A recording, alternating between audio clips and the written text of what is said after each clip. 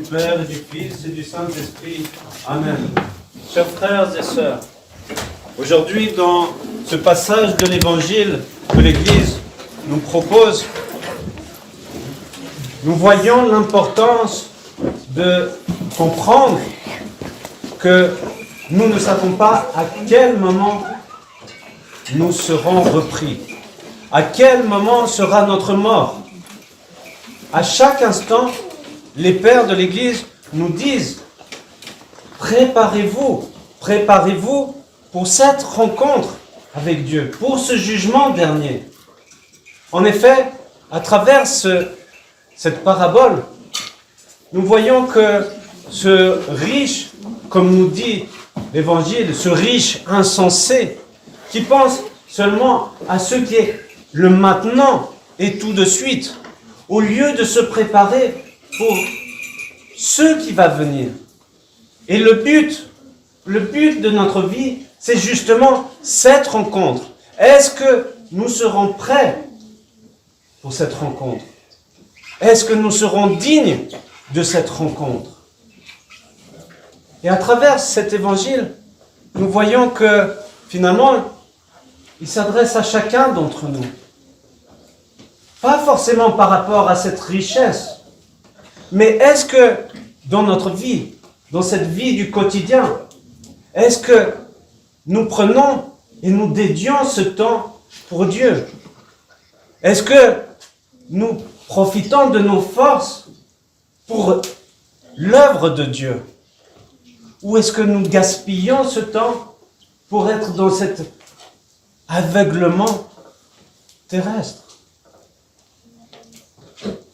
En effet, nous voyons souvent ce discours que, oui, je dois me préparer pour ma retraite, que je dois préparer pour ma carrière et tout cela.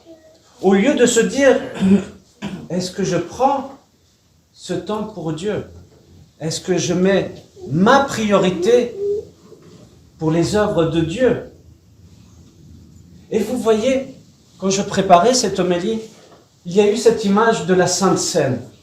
Vous voyez que le Christ, avant sa passion, juste avant sa passion, qu'est-ce qu'il fait? Il réunit ses disciples pour faire ce dernier repas. Et c'était ce moment privilégié pour transmettre cet amour, qui est tout l'enseignement du Christ, et que nous vivons à chaque fois que nous célébrons la divine liturgie. C'est d'avoir ce temps avec le Christ, autour de Christ, et pour le recevoir en nous, cette union parfaite avec lui. Et c'est ça que nous avons à rechercher, non pas ces futilités de ce monde. Oh, combien de fois j'entends, oh, je préfère aller faire des activités avec mes enfants au lieu de prendre ce temps avec Dieu. Oh, c'est trop de temps pour être à l'église avec mes enfants. Non, nous avons aussi cette responsabilité de transmettre à nos enfants que ça, c'est notre priorité. Si nous ne le faisons pas, qui le fera? Ce n'est pas cette société qui va dire à nos enfants, oui, la priorité c'est Dieu. Non, nous le voyons. C'est la carrière, c'est l'argent, c'est les profits et tout cela. Alors nous, si nous-mêmes, nous ne réagissons pas à cela, comment est-ce qu'on va transmettre à nos enfants et à ceux qui nous entourent? Je dis les enfants, mais finalement, c'est ça que nous avons aussi à transmettre autour de nous. C'est bien sûr de préserver ce mystère, mais de le transmettre autour de nous. Et si, pour nous, ce n'est pas la priorité, alors comment est-ce qu'on sera des bons témoins? Comment est-ce qu'on sera ces enfants de Dieu? Oui, nous avons à ressentir que Dieu nous aime, que Dieu a envoyé son Fils unique pour nous sauver. Pour nous sauver. Repensez à cela, méditez à cela, que le Christ a souffert pour nous. Il est mort pour nous sauver, pour terrasser la mort, pour nous donner cette voie du salut. Et qu'est-ce que nous en faisons?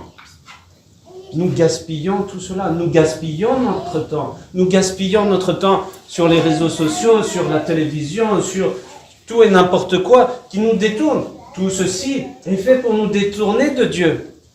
Et on se dit, oh, mais je n'ai pas le temps. Je n'ai pas le temps pour prier. Je n'ai pas le temps pour jeûner.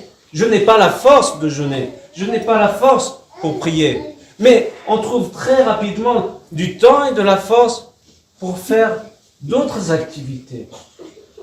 Ce que je veux vous dire, chers frères et sœurs, c'est que nous avons tout simplement à nous bouger pour que ceci devienne notre réalité, que ceci devienne notre priorité.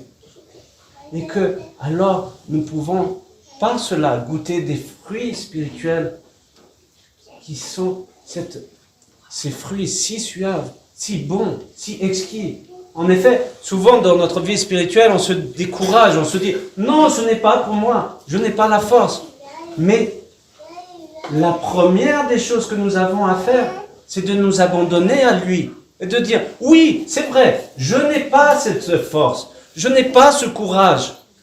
Mais si j'ai vraiment la foi en Dieu, si j'ai vraiment cet abandon, que je m'abandonne à lui, alors il nous aidera pour vivre cette vie spirituelle. Ne vous découragez pas, ayez toujours cet espoir, ayez toujours cet amour pour Dieu, et lui sera toujours là pour nous aider et nous sauver.